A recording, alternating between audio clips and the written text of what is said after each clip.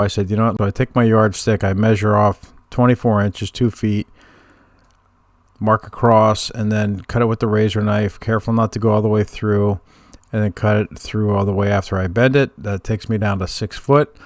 Then I measure it right down the middle, 24 inches again. So now we're going to go 2 foot across, center it, and then right down the middle to get this into a 2 foot by 6 foot area. Now I noticed there was tape on the other side, so I said, you know what, let me leave that on there and just put my duct tape right across that, so it's double enforcement. It keeps it together. I don't have to line it up. It worked out perfect. So there we go. There's our base board with no blanket on top. So now I stick the blanket on top of that. It doesn't have to be perfect at this point. I try to staple it here. It does not work. So I said, you know what, let me use these push pins.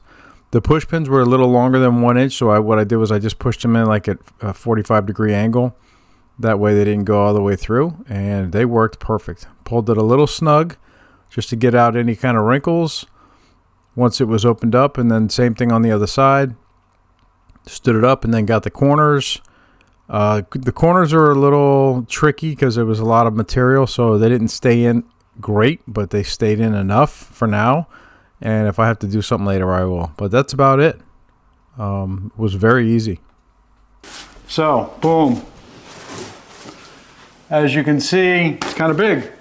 Glad I cut it to 6 feet because it's perfect size to put our clothing on right here.